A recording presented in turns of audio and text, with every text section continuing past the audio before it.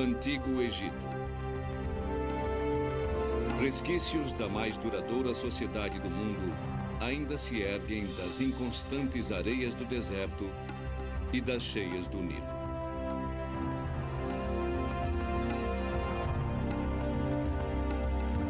Mas durante 1.600 anos, uma parte importante da paisagem ficou escondida.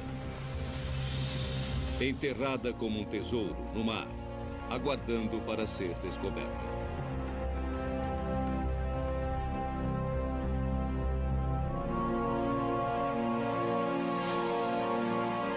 O Palácio de Cleópatra, em busca de uma lenda.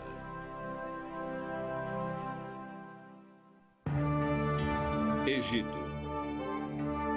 Durante 5.000 anos, uma civilização prosperou aqui, repleta de imagens de riqueza e veneração, poder e orgulho.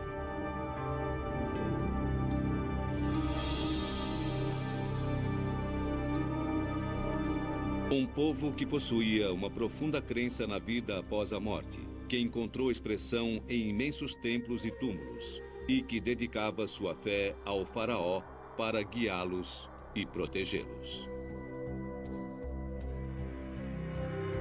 Cada faraó deixou uma marca indelével.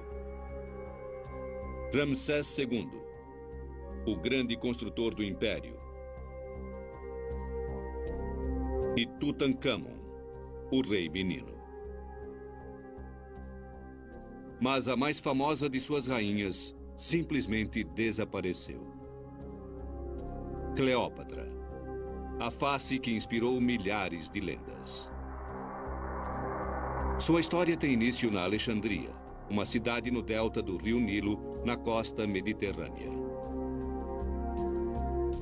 Foi fundada em 332 a.C. por Alexandre o Grande, que conquistou o Egito para seu sempre crescente império.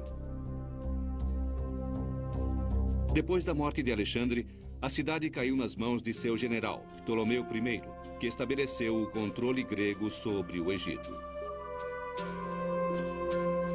Em 100 anos, a Alexandria se tornaria a cidade mais famosa do mundo. Um glorioso centro cultural e de estudo que atraiu os maiores intelectuais e artistas da época.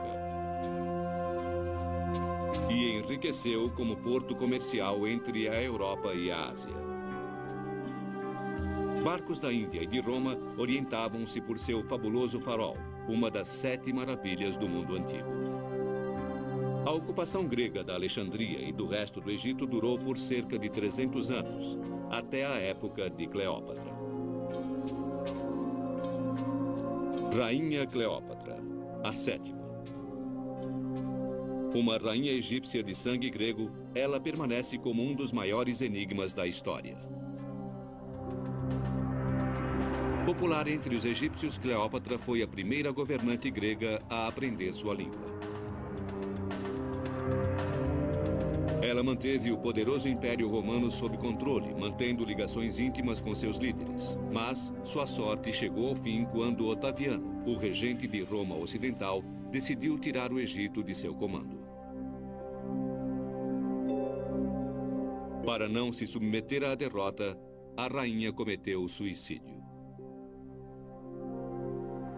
Mas, de todos os dramas que Cleópatra enfrentou, não resta nenhum vestígio na Alexandria de hoje. Na verdade, seu mundo encontra-se escondido sob 10 metros de águas turvas em uma baía que se estende por mais de 2 quilômetros quadrados. Ninguém jamais tentou uma busca em grande escala neste sítio enorme até agora.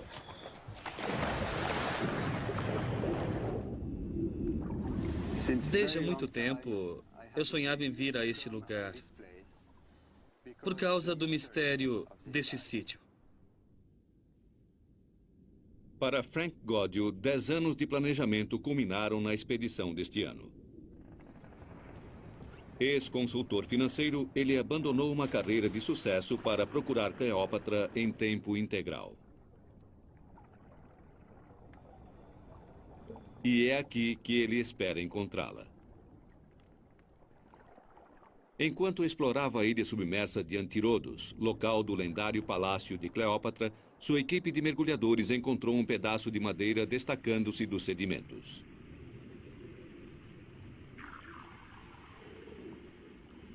Durante 3 semanas, os mergulhadores limparam o sítio. A curiosidade transformou-se em excitação.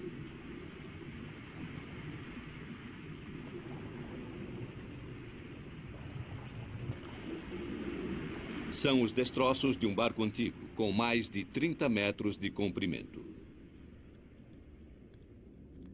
A grande surpresa para a equipe, para mim, nessa temporada, foi a descoberta dos destroços no porto da ilha de Antirodos.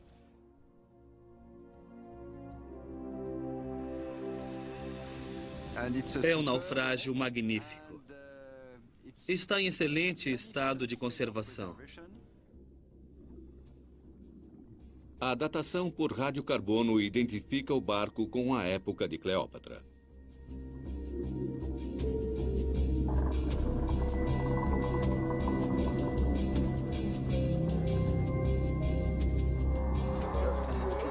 Godiu envia o artista Patrice Sandrin para desenhar o grande barco.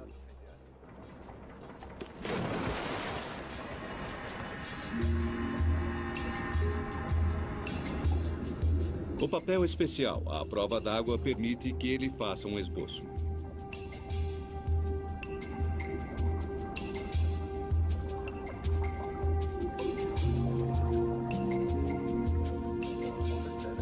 Nós estamos apenas transferindo as medidas tomadas por Patrice lá embaixo. Pouco a pouco, nós vemos a forma dos destroços e todos os detalhes do naufrágio.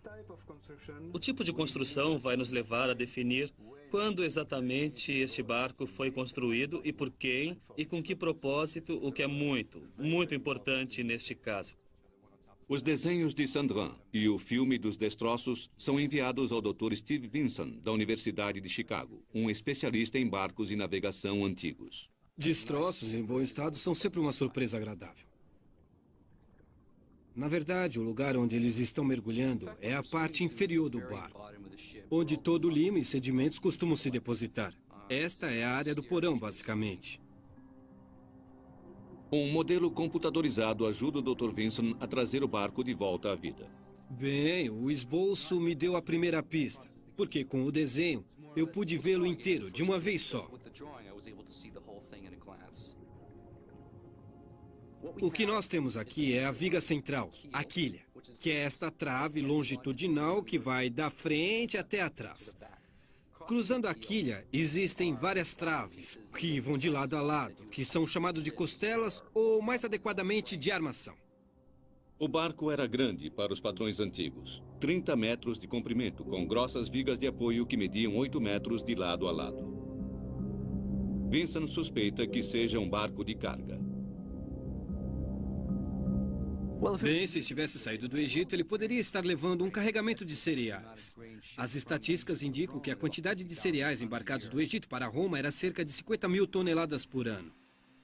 Um barco de carga desse tamanho poderia carregar 300 toneladas de cereais ou vinho acondicionados em recipientes vedados. A opulência do Nilo que tornou Cleópatra rica. O Egito era por onde teria sido transportados muitos bens luxuosos da China, da Índia e da África subsaariana. Seda da China, especiarias da Arábia, incensos e perfumes da África, animais exóticos, leões para devorar cristãos, tudo deve ter passado pelo Egito.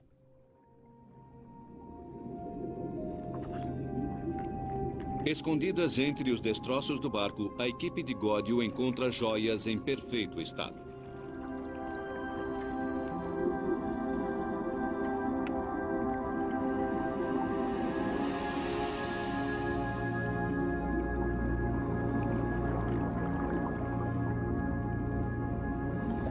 Todos os dias nós temos novas surpresas neste naufrágio. Primeiro, nós descobrimos que o tamanho deste barco era muito impressionante.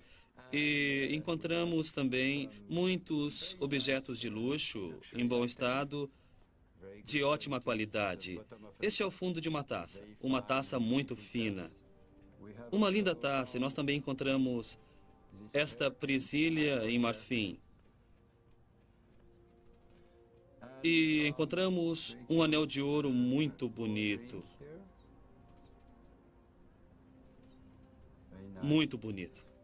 E temos este anel de ouro exótico e importante aqui. É um anel de ouro com pedras semi-preciosas, com o desenho de um pássaro chamado de entalhe, e era usado como selo, por exemplo. Depois de semanas de limpeza do sítio do naufrágio, os mergulhadores encontram um grande rombo, o buraco que afundou o barco há 2000 anos.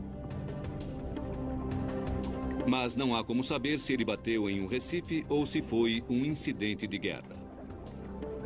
Pode-se levar anos para resolver o mistério do naufrágio no porto de Cleópatra. É uma das embarcações antigas mais bem preservadas já encontradas. Um barco que Cleópatra pode ter visto navegar de seu palácio real. O palácio que Frank Gaudio está determinado a encontrar.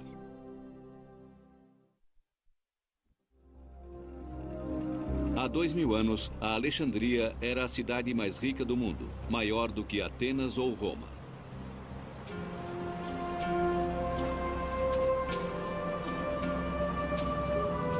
Hoje, uma modesta flotilha de pesca substituiu a Marinha Imperial de Cleópatra.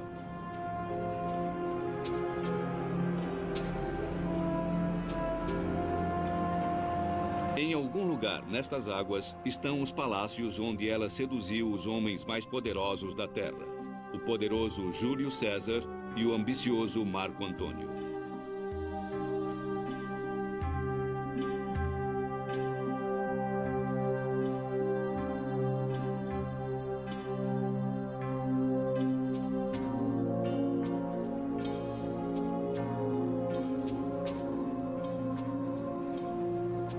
Mas o tempo foi cruel com Alexandria. 4 séculos depois da morte de Cleópatra, terremotos e uma enorme onda derrubaram o palácio para o porto fronteiriço.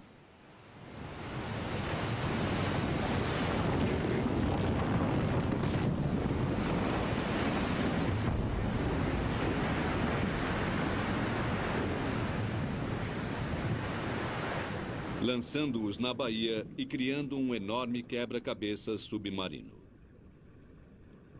Se alguma coisa resta do palácio de Cleópatra, deve ser encontrada em algum lugar da baía vasta e impassível.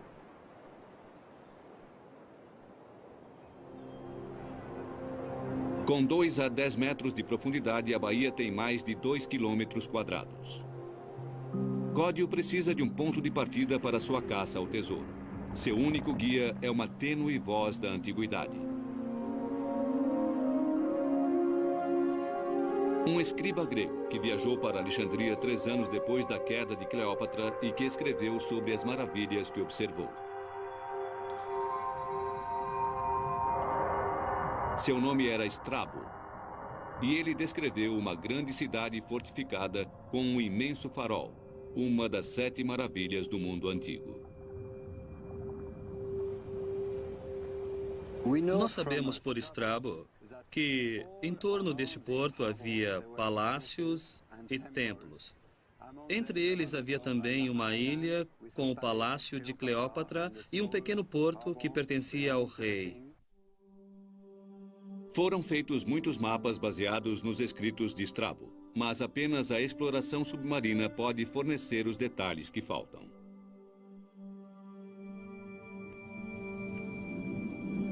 A visibilidade é um problema. Os mergulhadores raramente conseguem enxergar além de 2 metros nas águas turvas, e a menor tempestade levanta séculos de sedimentos.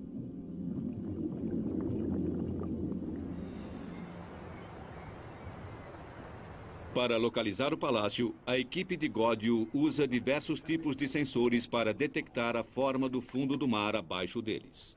O porto é vasculhado em busca de mudanças no campo magnético da Terra, uma indicação de que pode haver estruturas enterradas ali. As imagens são combinadas com sonar e ressonância de profundidade para produzir um rascunho dos quebra-mares e antigos portos submersos.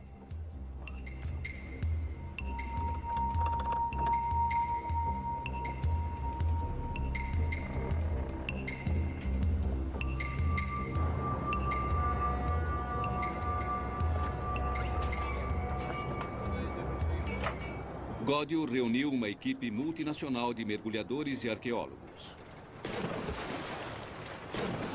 A equipe de Godio tem 8 semanas para encontrar o palácio, antes que o tórrido verão egípcio transforme a água em um caldo impenetrável. No início, os mergulhadores têm dificuldades em alcançar seu objetivo. Séculos de depósitos de cálcio cobrem as rochas e as relíquias sob quase 1 metro de uma crosta sólida.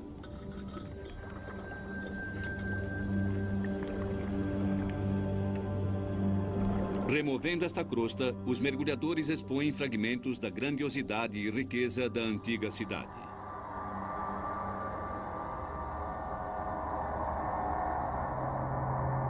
Uma estátua do deus grego Hermes.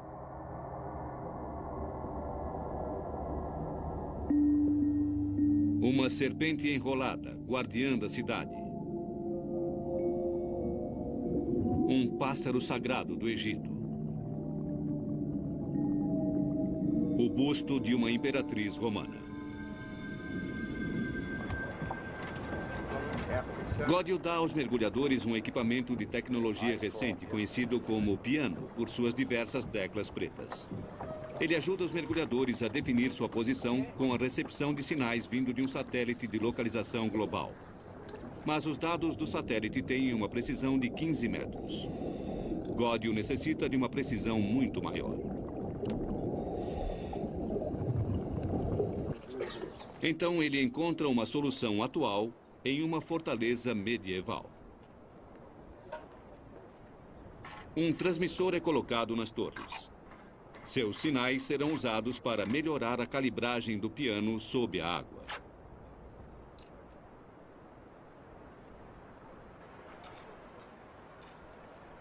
Este receptor está ligado a 2 antenas. A primeira recebe o sinal do satélite.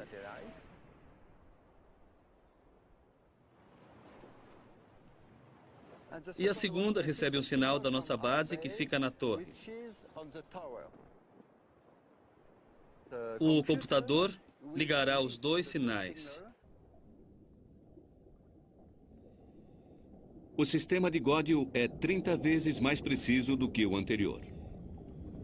Esta é a primeira vez que o sistema GPS é usado em arqueologia marinha, e ele permite a Godio e sua equipe determinar a latitude e a longitude de cada local com uma precisão de 1,5 metros.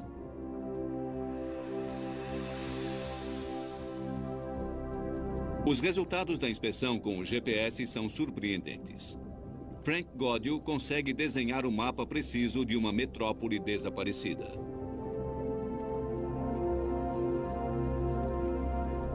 Em 1997 e 1998, depois de escavações arqueológicas, nós conseguimos definir precisamente os contornos e a localização da cidade arruinada.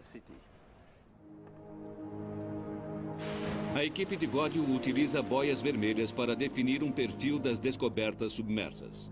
Seguindo as pistas de Strabo, Godio finalmente consegue ter uma perspectiva de um mundo perdido.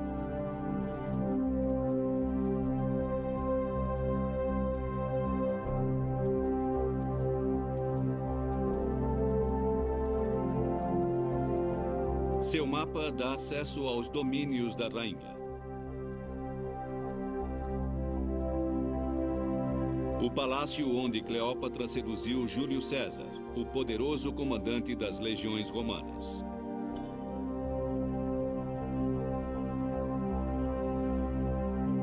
O santuário particular que seu companheiro Marco Antônio construiu à beira-mar alguns meses antes de tirar a própria vida.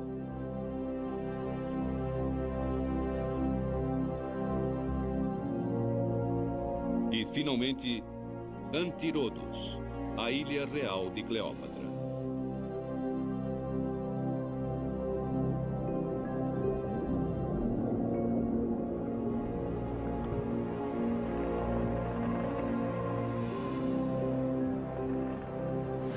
Eu nunca pensei que um dia eu conseguiria mapear todo o Distrito Real. Agora nós sabemos que estamos apenas no início de uma grande aventura científica.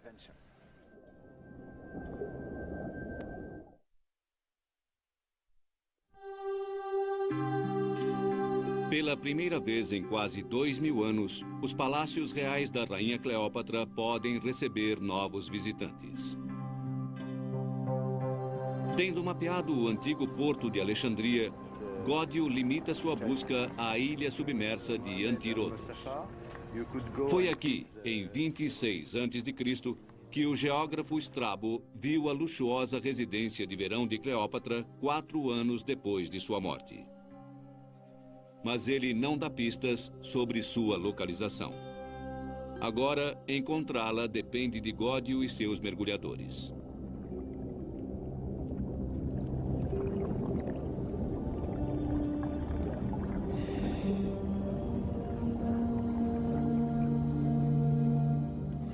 Uma escavação arqueológica é como um grande quebra-cabeças. Informações muito pequenas preenchem os espaços vazios.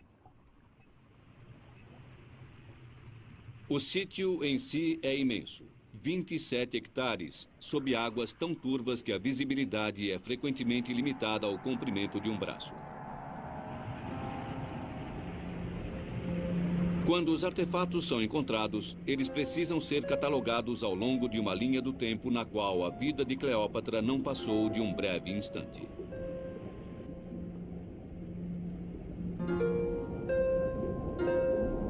Neste baú da história, os artesãos deixaram pistas preciosas. 8 blocos com inscrições de hieróglifos egípcios, riquíssimas informações para os estudiosos que conseguem lê-los.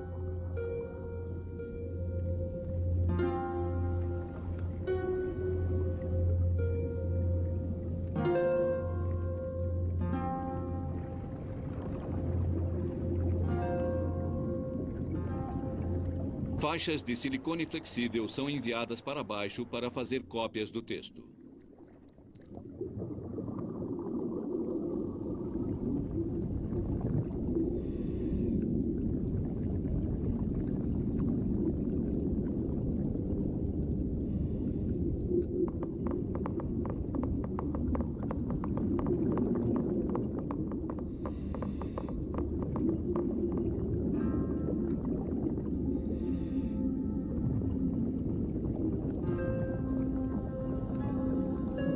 Um dos entalhes é uma homenagem aos deuses, cujo culto desapareceu 1000 anos antes do nascimento de Cleópatra.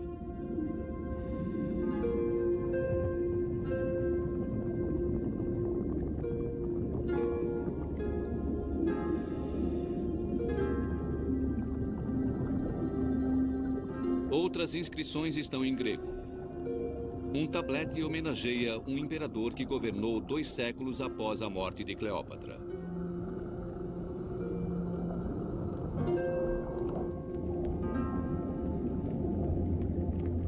Na extremidade oeste da ilha submersa, os mergulhadores encontram 2 longas fileiras de estacas de madeira. Elas são a fundação de um antigo quebra-mar e uma pista valiosa. A idade da madeira pode ser determinada. Elas datam do 4º século antes de Cristo e do 5º século antes de Cristo. E isto é muito interessante. O quebra-mar já existia aqui bem antes de Cleópatra. É uma descoberta animadora. Se ele resistiu todos esses anos, há uma chance de que o mundo de Cleópatra também tenha resistido. Na época em que Cleópatra assumiu o trono, Antírodos era um próspero porto real, a principal propriedade do palácio de uma ambiciosa beldade e seus famosos amantes.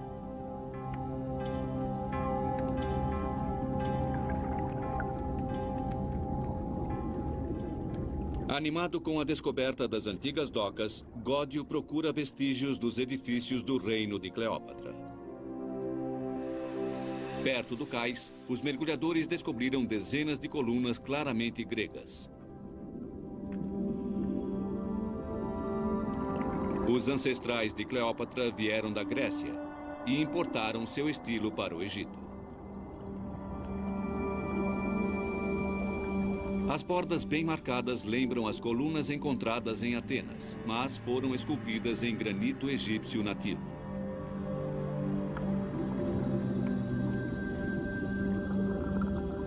As pedras que estavam colocadas no alto das colunas são decoradas com símbolos egípcios tradicionais.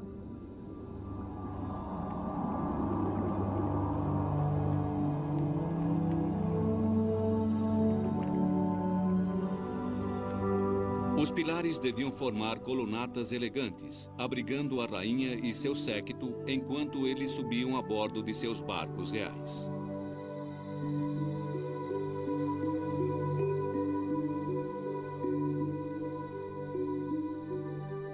Ancorado acima da ilha submersa de Cleópatra, Gódio está seguindo uma trilha descrita apenas pelo antigo geógrafo Strabo em 27 a.C.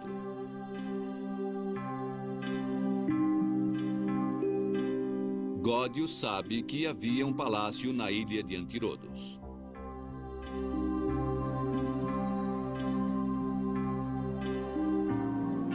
Daqui, a família real deve ter admirado o porto movimentado e o grande farol.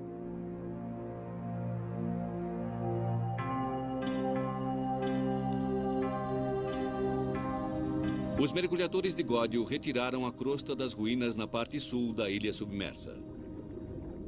Agora, seu trabalho é recompensado.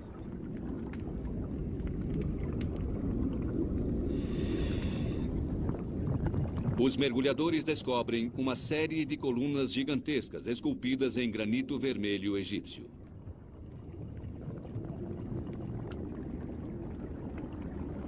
Na parte sudoeste da ilha de Antirodos, nós encontramos grande quantidade de colunas em granito vermelho caídas no porto. Nós contamos 60 unidades. Elas são imensas, com mais de 1,20 m de diâmetro. As colunas caídas cobrem 60 metros do fundo da baía.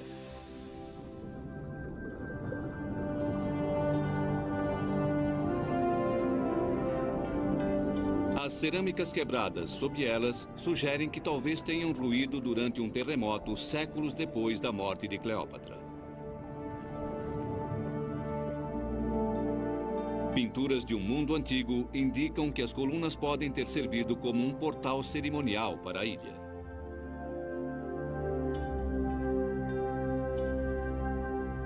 As colunas anunciam a majestade de sua proprietária. Algumas tinham mais de 7 metros de altura, uma entrada magnífica, digna de uma rainha.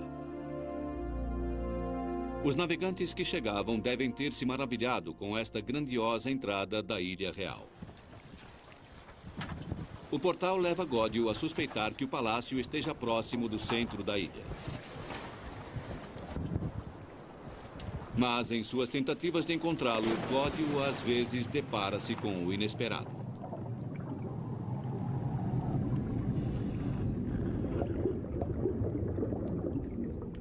Um dia, eu estava mergulhando sozinho na ilha de Antirodos, limpando um bloco de granito. Eu estava buscando uma pista que indicasse que eu estava no caminho certo para descobrir os resquícios do Palácio de Cleópatra.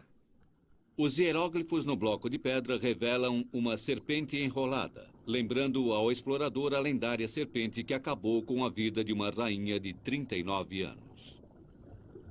Apesar de não ser do período de Cleópatra, eu encarei isso como um bom sinal para a minha busca. A inscrição diz: Vida Eterna.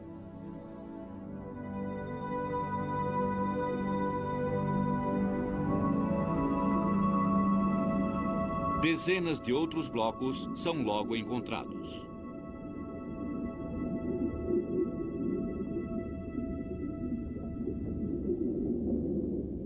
A próxima descoberta convence a equipe de que eles estão no caminho certo.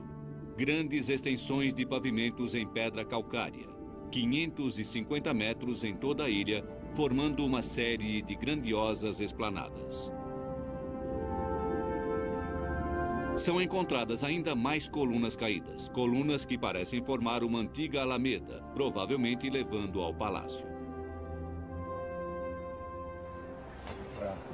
Godio suspeita estar próximo do palácio. Então, ele instrui os mergulhadores para escavar uma vala profunda perto dos pavimentos.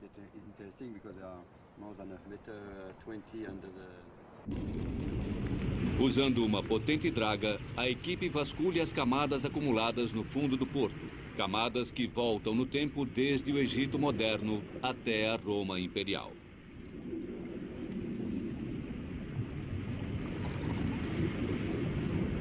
A equipe leva 3 semanas para alcançar a camada em que mais estão interessados.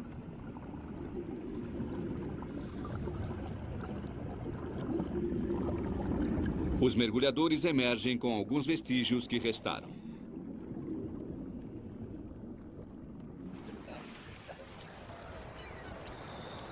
Esta camada que nós encontramos ontem, com estas cerâmicas muito finas, data, nós achamos, da época de Cleópatra. Godio e a arqueóloga norte-americana Emily Titter examinam os artefatos. É uma bela peça, sim, com um acabamento como... Sim, um prato, um trabalho muito bom. Potes e copos que podem ter sido usados por Cleópatra e sua corte real. Uma pequena lâmpada a óleo. Bonito. Não, esse é bem diferente do que encontramos antes. Está em perfeitas condições. Enquanto isso, uma outra equipe de mergulhadores fez uma descoberta significativa. Onde o pavimento termina abruptamente, aparecem imensos blocos de pedra. Incerto sobre os propósitos dos blocos, Godio decide escavar em torno deles para ver se existem sinais de alguma coisa importante. Um palácio, é claro, é um monumento importante. E para um monumento importante, você precisa de uma base bem sólida. Os mergulhadores de Godio começam a escavar através dos séculos. Uma série de fundações de madeira aparece marcando o contorno de uma estrutura com 62 metros de comprimento, grande o bastante para suportar os blocos da construção que a equipe havia encontrado antes. Godio está convencido de que esta deve ser a fundação do Palácio de Cleópatra.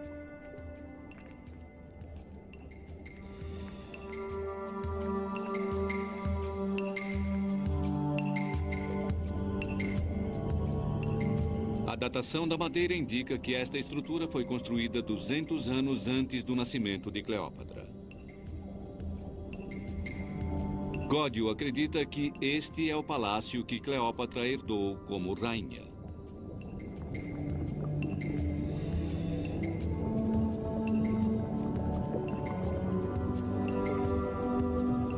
O que significaria, ele encontrou as ruínas da residência de Cleópatra na ilha.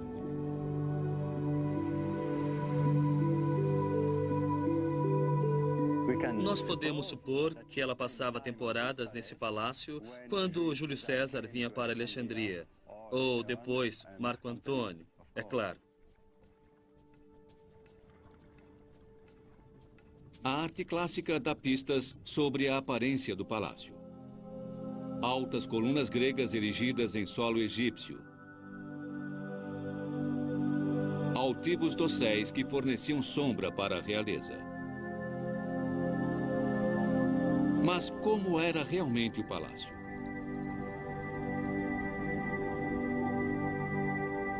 Baseados nas fundações, os especialistas podem arriscar um palpite.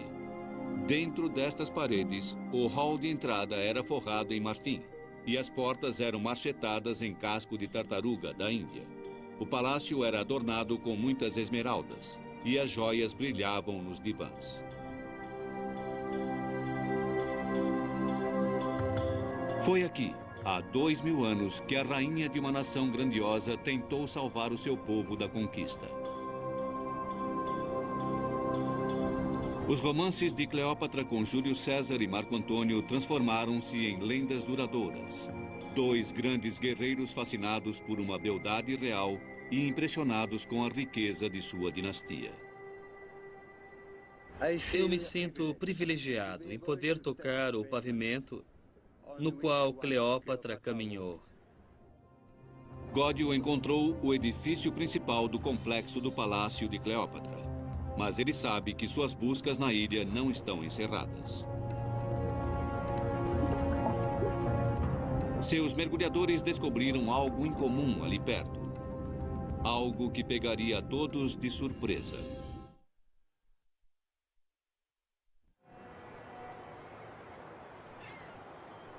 Tendo encontrado a ilha submersa onde Cleópatra governava como rainha, Frank Godio está procurando por um outro edifício.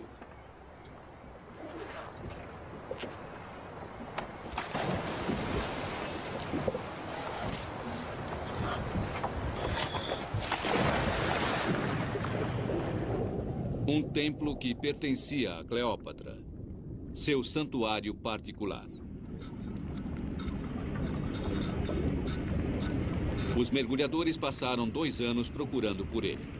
Godio está convencido de que ele ainda está lá.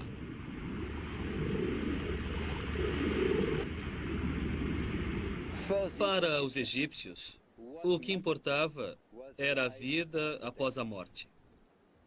Apenas os templos eram construídos para durar eternamente, não os palácios.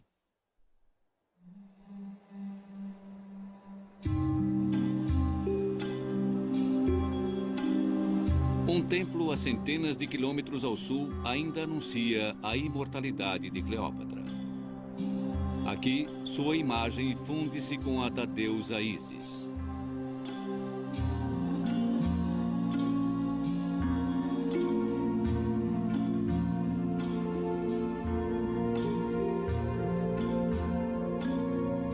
Ísis controlava o poder da fertilidade.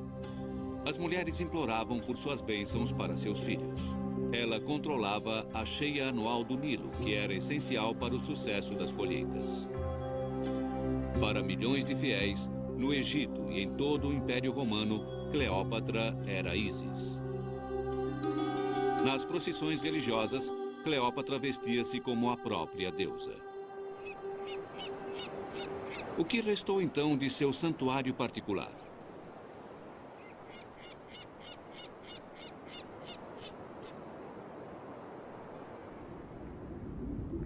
Os mergulhadores vasculham uma área da ilha submersa perto da praia.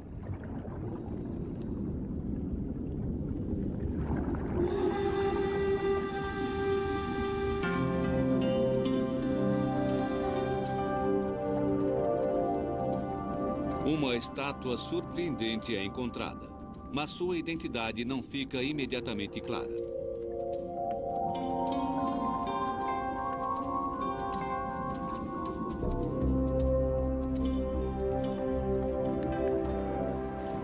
Ela seguirá para a superfície para mais pesquisas. Para erguer a estátua, Godio e o engenheiro Jean-Jacques Broussard preparam um lento e cuidadoso guincho para evitar que a estátua seja feita em pedaços nas pedras irregulares do pavimento abaixo.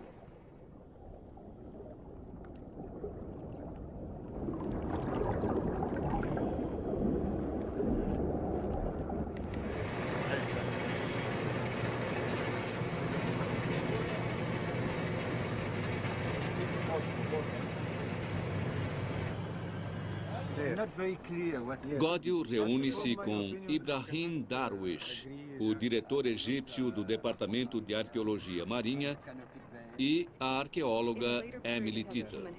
O mais provável é que venha de um pequeno santuário da deusa e este seria o ponto principal do templo.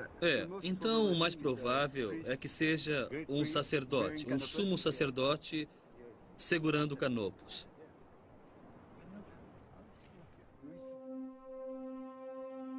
É um sumo sacerdote do culto a Ísis de Cleópatra.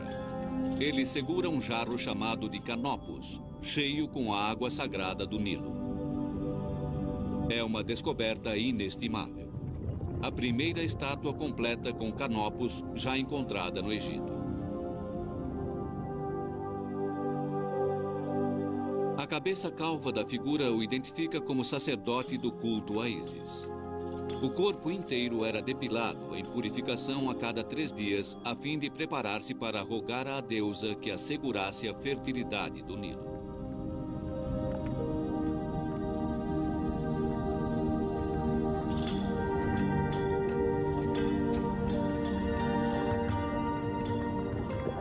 Mas uma coisa ainda mais espetacular aguardava sob as águas. 2 esfinges perfeitas.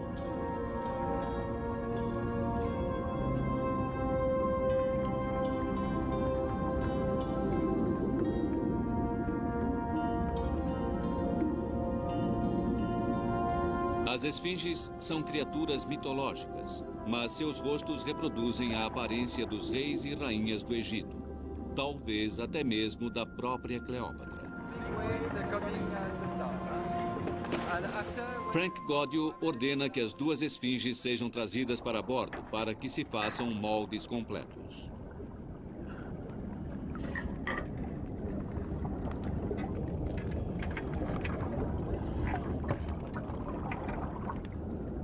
Durante 2000 anos, as esfinges estiveram escondidas dos olhos humanos.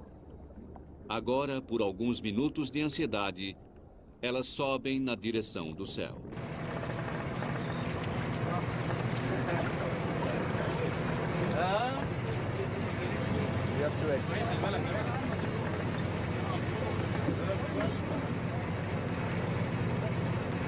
O que me espanta é o rosto. A preservação do rosto não. Ela foi destruída pela natureza. Mas não há inscrição, infelizmente, mas estatisticamente ela vai ser bem fácil de datar pela forma arredondada do rosto e as insígnias nos ombros. Para os mergulhadores, depois de meses de busca na escuridão lamacenta, é um momento de alegria. Cada esfinge é preparada para o molde de silicone. Aplica-se vaselina para lubrificar sua superfície. Os moldes em tamanho natural serão enviados para os estudiosos clássicos para ajudar a resolver o enigma da esfinge.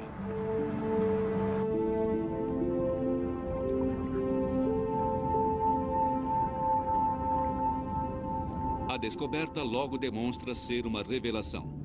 Uma das esfinges tem a aparência do pai de Cleópatra, o rei Ptolomeu XII. A própria rainha deve ter olhado para este rosto.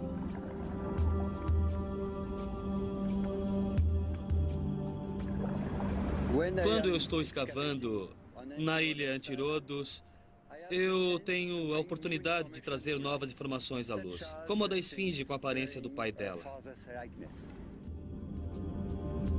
Durante o reinado de Cleópatra, as esfinges eram frequentemente usadas como guardiãs espirituais dos templos. A descoberta de esfinges tão perto do sacerdote Canopus sugere a Godio que ele encontrou o santuário que procurava. Elas foram encontradas na bela área pavimentada, perto das colunas de granito vermelho. Esta localização, muito provavelmente, comprova que havia um pequeno santuário de Ísis perto do palácio. Há 2000 anos, elas estariam abrigadas em jardins sagrados e não no mar.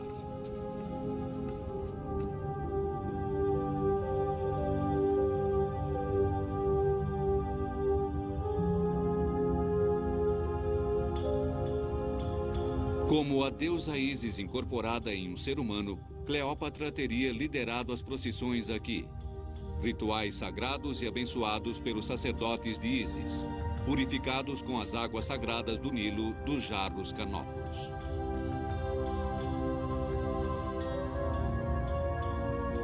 Nas horas finais da expedição, há um último tesouro que deve ser recuperado do porto de Cleópatra. É uma gigantesca cabeça em pedra. A estátua completa devia ter no mínimo 5 metros de altura. Mas que homem mereceria tamanho memorial?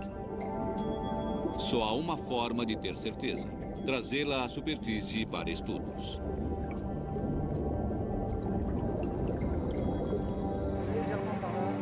Godio imediatamente reconhece o rosto. É o ditador romano Otaviano, inimigo mortal de Cleópatra. Quando seu poderoso exército invadiu a Alexandria, Cleópatra preferiu suicidar-se a render-se.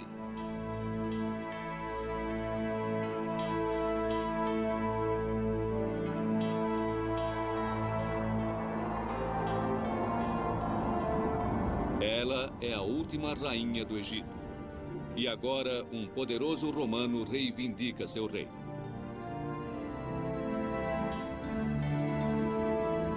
Depois de 2000 anos, Frank Gaudio alcançou o mundo dela.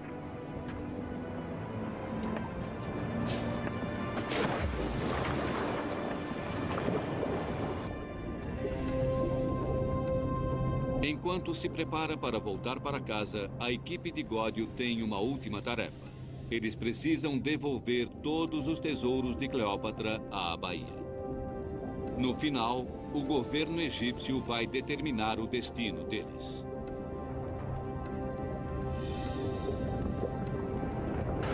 Há 10 anos, eu decidi assumir este importante projeto, tentando encontrar alguns resquícios da cidade submersa de Alexandria.